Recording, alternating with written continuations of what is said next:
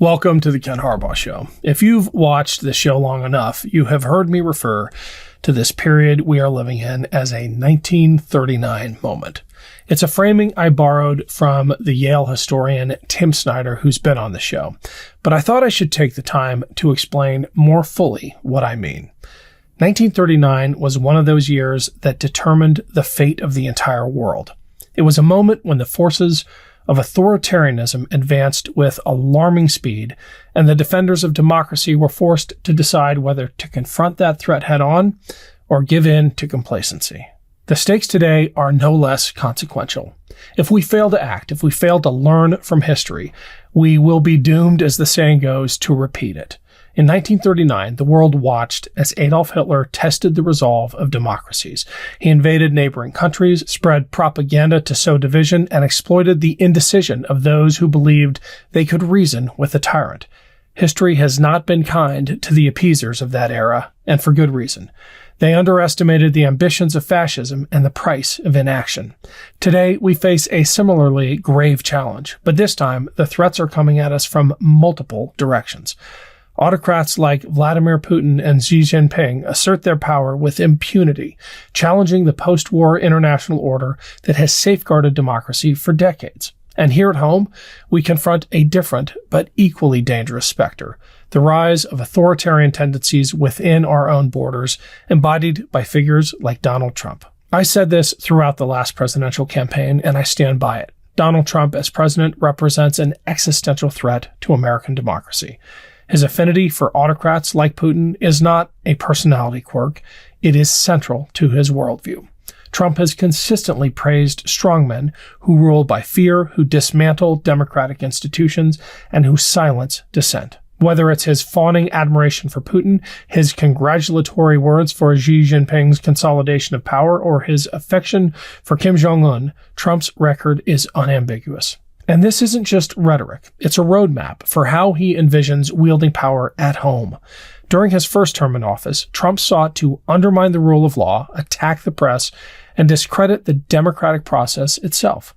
His repeated attempts to overturn the 2020 election, culminating in the violent insurrection on January 6th, were not isolated incidents. They were the actions of a leader with authoritarian ambitions. We are already seeing these intentions manifested as he approaches his second term. He has openly stated his desire to purge the federal government of those who do not demonstrate personal loyalty to him.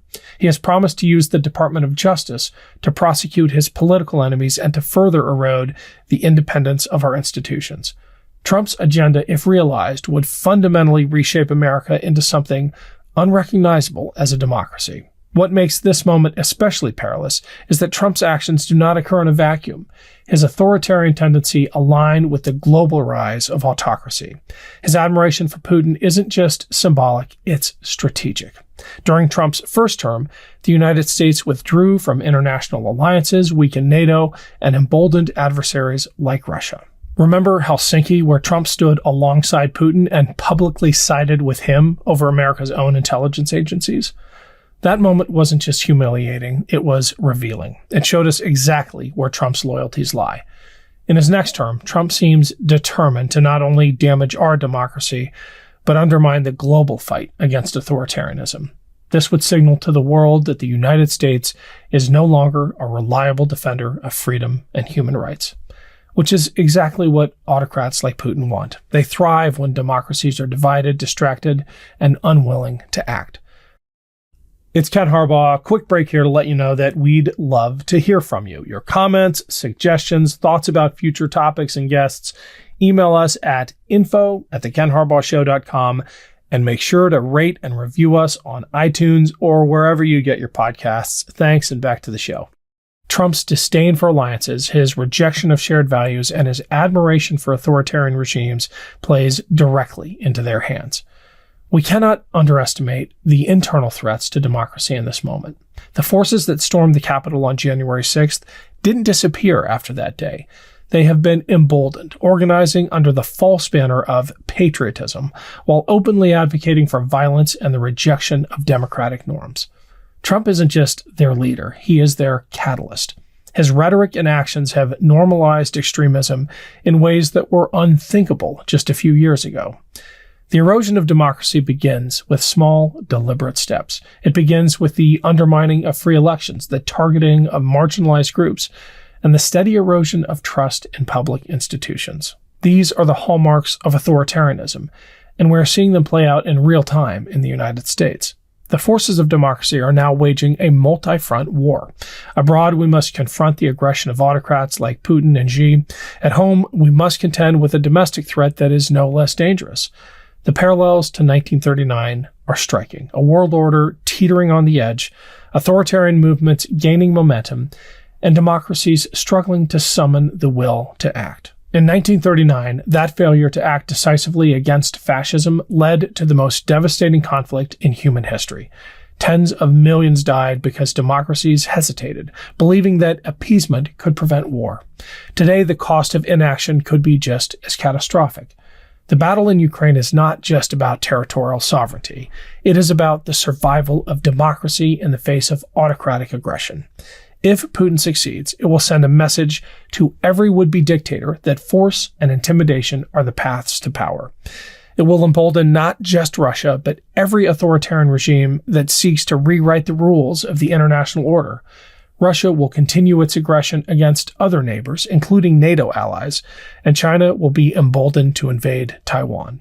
And while that happens, we will have to decide whether we are committed to beating back the forces of autocracy here, or will simply succumb to the same division and fear that have toppled democracies before. This is a moment for clarity and for courage. First, we must recognize the interconnectedness of these threats. The fight for democracy abroad and the fight for democracy at home are not separate battles. If we abandon Ukraine to the ravages of a tyrannical invader, we cannot claim to be a beacon for democracy. We must also act with urgency. History is unforgiving to those who hesitate. We must defend the institutions of democracy, strengthen our alliances, and support the global fight against authoritarianism. We must hold Trump and his enablers accountable, not just for the sake of justice, but to ensure that history does not repeat itself. In 1939, the world failed to recognize the full scale of the threat until it was too late. Today, we have no excuse for ignorance or complacency. The warnings are clear, the stakes are undeniable. This is our moment to act, to defend democracy with the same courage and determination that generations before us have shown. So let's meet this 1939 moment with the resolve it demands. History will judge us by what we do right now. Love this video? Make sure you stay up to date on the latest breaking news and all things Midas by signing up to the MeidasTouch newsletter at MeidasTouch.com/newsletter.